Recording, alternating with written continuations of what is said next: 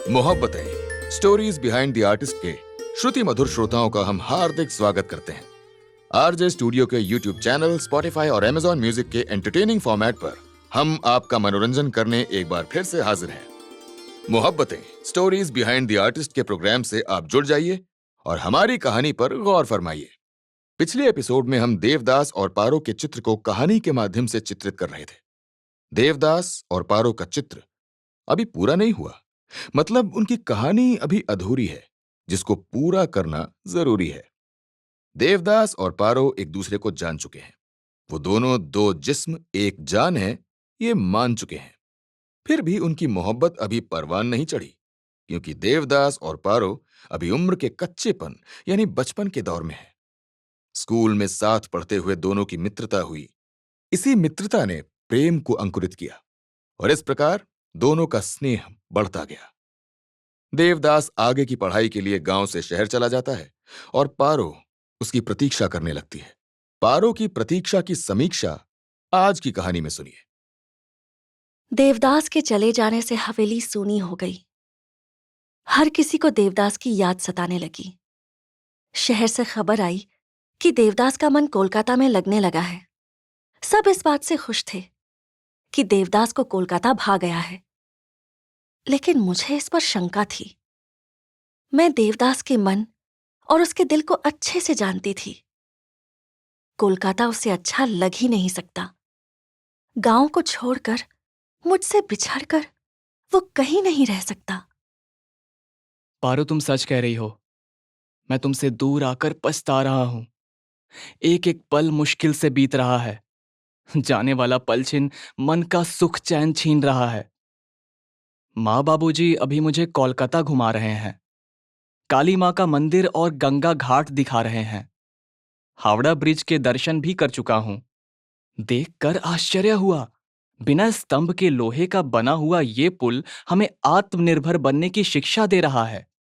गंगा घाट पर पहुंचकर गंगा मैया को प्रणाम किया तो उन्होंने भी अपने अवतरण की कथा सुनाकर, भगीरथ का प्रयास बताकर हमें आगे बढ़ने और संघर्ष करने की प्रेरणा दी है।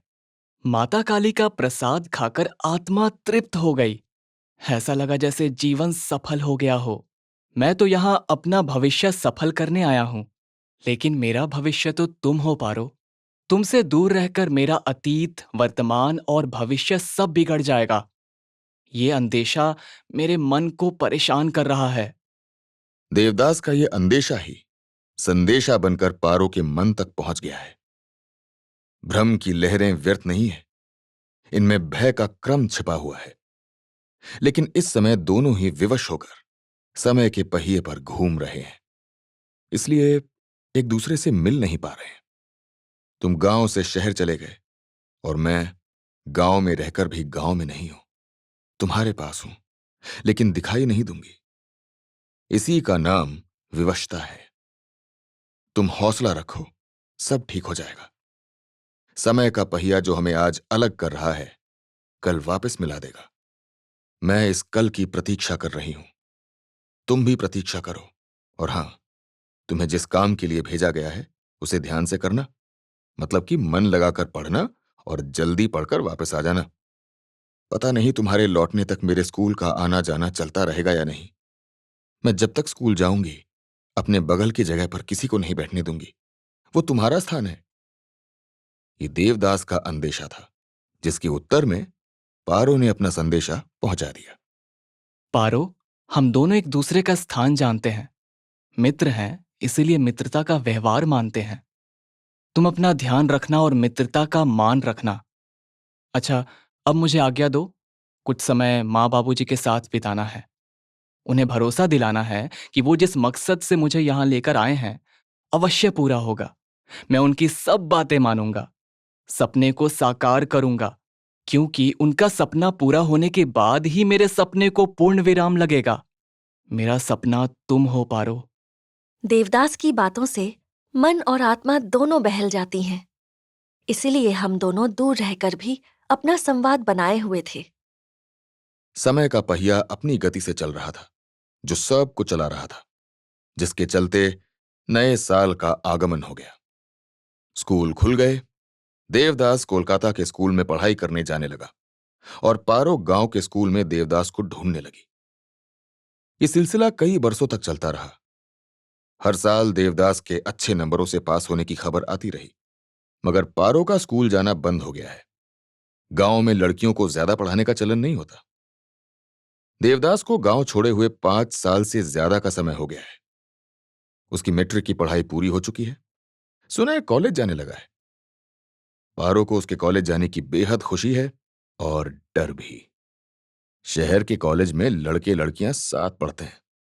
कहीं ऐसा ना हो कि उन लड़कियों की भीड़ में देवदास अपनी पारो को भूल जाए। अगर ऐसा हुआ तो मेरी साधना का क्या होगा? मेरी पूजा, व्रत, ध्यान, जोग, योग, ये सब मैंने देवदास के लिए ही किया है। वैसे ऐसा होगा नहीं। ये तो मेरे मन का भ्रम है। लेकिन ये भ्रम चाहे जब मुझे डरा कर चला जाता है, और मैं डर भी जाती हूं। पारो, अब हम बच्चे नहीं रहे, बड़े हो गए हैं। उस आयु को पहुंच गए हैं जिसकी हमें प्रतीक्षा थी। बचपन की मित्रता यहां तक आते आते अपने आप प्रेम में बदल जाती है, और ये प्रेम हमें कृष्ण के पास ले जाता है, राधा का स्मरण कराता है। हाँ देवदास, प्रेम का नाम सुनते ही राधा और कृष्ण की छवि आंखों के सामने उभर आती है। ये मनमोहन छवि मन को भाती है, हृदय को लुभाती है, लेकिन बाद में सबको रुलाती है। राधा और कृष्ण का प्रेम जितना सुखदाई है, उतना दुखदाई भी है। दुखदाई इसलिए कि राधा और कृष्ण, जिनका प्रेम अपार है और प्रेम की लीला अपरंपार है, लेकिन उसके अंत में जुदाई है, विदाई है। यही तो दुखदाई है। कृष्ण राधा से बहुत प्रेम करते थे, परंतु इस प्रेम के साथी को जीवन साथी नहीं बना सके। दिव्य लोक के साथ ही दुनिया में बिछड़ गए। इसलिए हम इस बिछड़ने वाले प्रेम से डरते हैं। देवदास, हम बिछड़ने के लिए नहीं मिले हैं, हम मिलन के लिए मिले हैं। हमारा साथ 1 जन्म का नहीं, 7 जन्मों का है। देवदास और पारो का प्रेम जिंदगी के साथ भी और जिंदगी के बाद भी जिंदा रहेगा, ऐसी मेरी प्रार्थना है। तुम भी ऐसी कामना करो देवदास। देवदास की कामना, मनोकामना, साधना, आराधना, इन सब के केंद्र में तुम हो पारो। तुम्हें सोचकर ही मैं सोता हूं, तुम्हें याद करके जागता हूं। मेरे जीवन की दिनचर्या तुम्हारे प्रेम के आसपास घूमती रहती है। मैं तुमसे दूर आ गया हूं। कोलकाता मेरी मजबूरी है, लेकिन ये दूरी शरीर की है, आत्मा की नहीं। मैं अपनी आत्मा तुम्हारे पास ही छोड़ आया हूं, जो केवल तुम्हारे दर्शन करती है। मैं कलकत्ते में रहकर बहुत कुछ देखता हूं, खूबसूरत चेहरे, नौजवान दोस्त, बहुत लोगों से मैंने दोस्ती भी कर ली है, लेकिन प्रेम किसी से नहीं किया। उस पर तुम्हारा अधिकार है। यह अधिकार कोई और कैसे ले सकता है? इसलिए तुम निश्चिंत रहना और अपने दिल का हाल किसी से ना कहना। बस प्रतीक्षा करना। जल्द ही मैं अपने गांव वापस लौट आऊंगा। अगर तुम जल्दी नहीं लौटे तो मैं तुम्हारे पास कलकत्ते आ जाऊंगी देवदास, और तुम्हारा हाथ पकड़कर वापस ले आऊंगी। वैसे मुझे तुम्हारी बातों पर भरोसा है। इसी भरोसे पर तो मैंने अपना जीवन तुम्हारे चरणों में डाल दिया है। तुम्हारी दासी बनने का सौभाग्य केवल मुझे ही मिलेगा। ये मेरे कई जन्मों की तपस्या का फल है, जो पारो का नाम देवदास के साथ जुड़ा है। पारो की बातें देवदास का हौसला बढ़ाती रहीं और आगे की राह दिखाती रहीं, जिस पर वो आगे बढ़ता गया और इतना आगे निकल गया कि कलकत्ता आने का मकसद पूरा हो गया। घरवाले इस समाचार से खुश थे कि देवदास की पढ़ाई पूरी हो गई है। अब कलकत्ते में रहने का कोई कारण नहीं है, इसलिए घर वापसी की तैयारियां होने लगी हैं। मां बाबूजी उसे कलकत्ता छोड़ने आए थे, वैसे ही वापस लेने भी आ गए। कलकत्ता छोड़ने से पहले देवदास के मां बाबूजी ने बहुत सी खरीदारी की। परिवार के सभी सदस्यों के लिए कोई ना कोई तोहफा खरीदा है। देवदास को कहने की जरूरत नहीं पड़ी। मां ने पारो के लिए भी एक महंगी साड़ी और कुछ गहने खरीदे हैं। इस उपहार से पारो अवश्य खुश होगी। इससे देवदास के दिल को भी ढांढस बन गया है कि पारो को स्वीकार करने में अब किसी को कोई परेशानी नहीं होगी। उसके गांव आने का समाचार पारो को तो मिल ही गया होगा। हाँ देवदास, ये शुभ समाचार मुझे मिल गया है। तुम्हारे स्वागत के लिए हवेली सज गई है। सबकी आंखें उस रास्ते को देख रही हैं जहां से तुम्हें आना है। मैंने बगीचे से फूल चुनकर रख लिए हैं। इन्हीं फूलों से तुम्हारा रास्ता सजाऊंगी, ऐसे ही जैसे शबरी अपने राम का रास्ता फूलों से सजाती थी। आज का दिन जैसे तैसे बीत जाए, कल तुमसे भेंट अवश्य होगी। मेरी प्रतीक्षा का अंत होगा। प्रतीक्षा, परीक्षा समाप्त होगी और दीक्षा प्रारंभ होगी। प्रेम की दीक्षा, स्नेह की दीक्षा, समर्पण की दीक्षा। हमारी इस दीक्षा की समय समीक्षा करेगा। आज शाम मुझे कलकत्ते से निकलना है। पता नहीं अब दोबारा कब कलकत्ते आना होगा। यही सोचकर मैं घर से निकल पड़ा। सबसे पहले गंगा घाट पहुंचा। कलकल करती धारा, अविरल बहती गंगा को नमन किया। गंगा जल को पीकर आत्मशुद्धि का प्रयास किया। एकांत में बैठा रहा, गंगा माता से अपने मन की बातें कहता रहा और उनके उत्तर को सुनता रहा। मुझे गंगा घाट से एक ऐसा साहस मिला जिसने मुझे हावड़ा ब्रिज तक पहुंचा दिया। लोहे के इस पुल से बात करना असंभव था, लेकिन उसकी शक्ति को समझना असंभव नहीं था। दो किनारों पर खड़ा ये पुल दो किनारों को सहजता से जोड़ देता है और अपने ऊपर से चलने का रास्ता देता है और आत्मनिर्भर बनने की प्रेरणा भी देता है। हावड़ा ब्रिज से ये प्रेरणा लेकर मां काली के मंदिर पहुंच गया। प्रणाम, प्रार्थना और पूजा के बाद पारो के लिए आशीर्वाद मांगा। माता के मंदिर से प्रसाद लेकर कलकत्ते के अपने घर चला आया, जहां माँ बाबूजी बग्घी पर बैठे मेरा इंतजार कर रहे थे और मैं भी उनके पास आकर बैठ गया। बग्घी चलने लगी और हमने कलकत्ते को अलविदा कह दिया। ऐसा लग रहा है जैसे देवदास की बग्घी सड़क पर नहीं, पारो के दिल पर चल रही हो। अचानक उसकी धड़कनें बढ़ गई। आंखें उस रास्ते को देख रही हैं जिन पर पारो ने फूल बिछाए हैं, जहां से देवदास आने वाला है। हवेली में चहल पहल है। गांव में देवदास के आने की चर्चा है। हर किसी को देवदास के आने की प्रतीक्षा है। पारो के मां बाबूजी भी आज बहुत प्रसन्न हैं। उन्हें भी देवदास से बहुत स्नेह है। इस स्नेह में रिश्तेदारी का स्वार्थ भी छिपा है। शायद वो भी देवदास और पारो के प्रेम को पहचान गए होंगे, उनके हृदय की पीड़ा को जान गए होंगे। पारो के मां बाबूजी को इस प्रेम से कोई आपत्ति नहीं है, इसलिए दोनों के भविष्य पर कोई विपत्ति नहीं है। मां ने तो यहां तक सोच लिया है कि वो देवदास के आने के बाद रिश्ते की बात लेकर उसके घर जाएंगी और पारो को देवदास की दुल्हन बनाएंगी। मां के इस सपने से बाबूजी भी सहमत हैं, लेकिन ये सब कुछ तभी होगा जब देवदास आएगा। अचानक गांव में शोर सुनाई देने लगा। आवाजें उड़कर पारो के कानों से टकराने लगी। हर कोई कहने लगा, देवदास आ गया है, देवदास आ गया है। हाँ पारो, तुम्हारा देवदास आ गया है।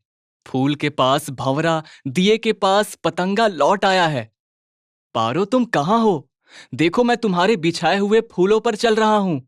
मैं यहां से हवेली नहीं जाऊंगा, बल्कि उसी तालाब के पनघट पर तुम्हारी प्रतीक्षा करूंगा, जहां हम बचपन में मिला करते थे। पारो, जल्दी आओ और प्रतीक्षा ना कराओ। मैं तुम्हारे सामने हूं देवदास। चाहे मन की आंखों से देखो या तन की आंखों से, मैं सदा तुम्हारे सामने ही रहूंगी। अरे वाह पारो, तुमने तो जादू कर दिया। इतनी जल्दी घर से यहां तक कैसे आ गई? तुम्हारे जाने के बाद मैं घर नहीं गई देवदास।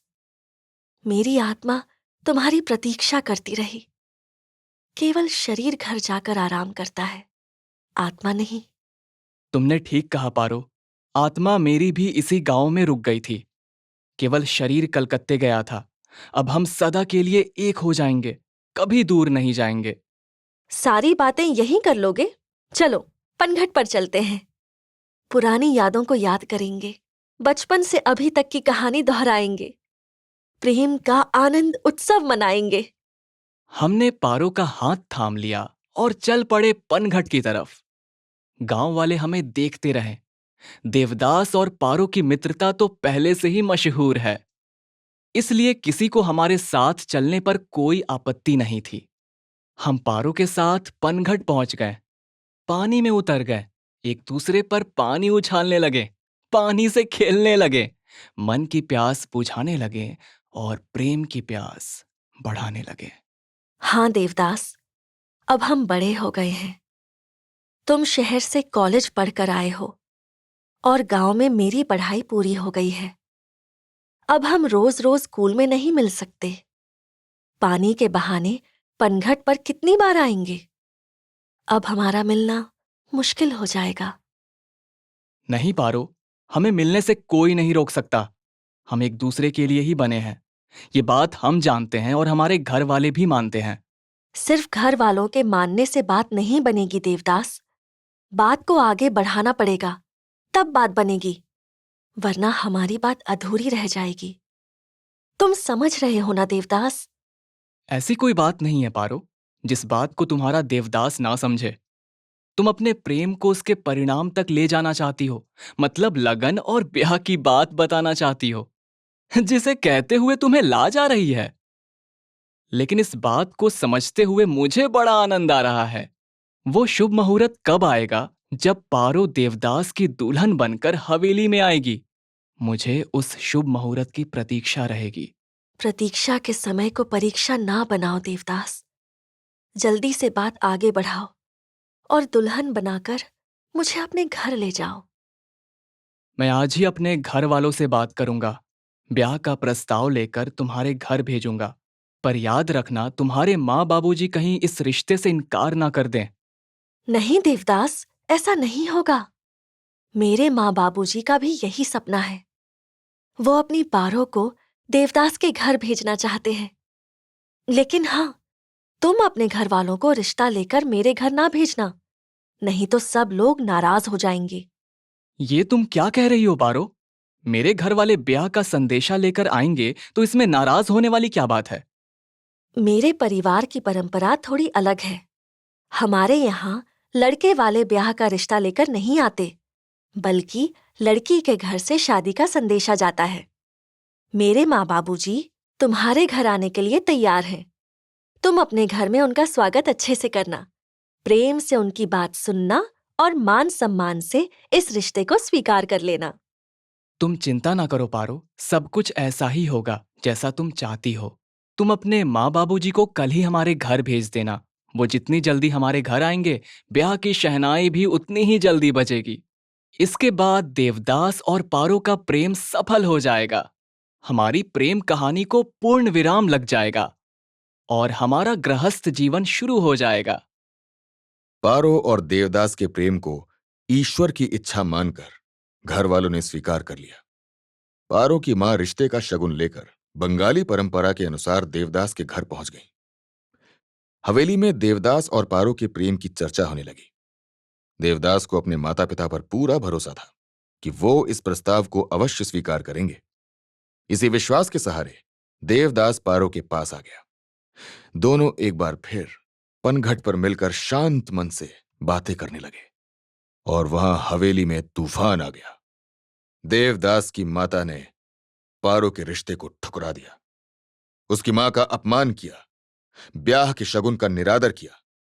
देवदास की मां ने पारो की मां को जात पात का भेद समझाया, ऊंच नीच का फर्क बताया, उसकी गरीबी का मजाक उड़ाया और अपनी अमीरी का झंडा लहराया। पारो की मां अपमानित होकर घर वापस आ गई। बाबूजी को भी इस बात का बहुत दुख हुआ। इस घटना से दुखी होकर मां ने देवी काली के सामने कसम खाई कि वो देवदास से ज्यादा अमीर घर में पारो का ब्याह करेंगी। इस हवेली से बड़ी हवेली में दुल्हन बनकर जाएगी और जमींदार की पत्नी कहलाएगी। यहां से पारो का जीवन एक नई दिशा की तरफ मुड़ गया। देवदास और पारो के प्रेम को ग्रहण लग गया। अब इस ग्रहण से पारो कैसे निकलेगी, ये किसी को नहीं पता। प्रेम का सूरज डूब रहा है सागर में, जीवन को अब कौन बचाए पल भर में। देवदास और पारो का प्रेम समस्याओं के भंवर में फंस गया है।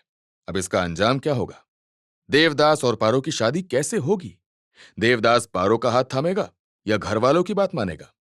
दोनों मिलेंगे या जुदा होंगे? इस कहानी के दिलचस्प पहलू जानने के लिए Mohabbatein stories behind the artist के साथ जुड़े रहिए। आरजे स्टूडियो के यूट्यूब चैनल को सब्सक्राइब करके देवदास और पारो की कहानी को सुनते रहिए और हमारे यूट्यूब चैनल स्पॉटिफाई और अमेजॉन म्यूजिक पर Mohabbatein stories behind the artist सुनते रहिए।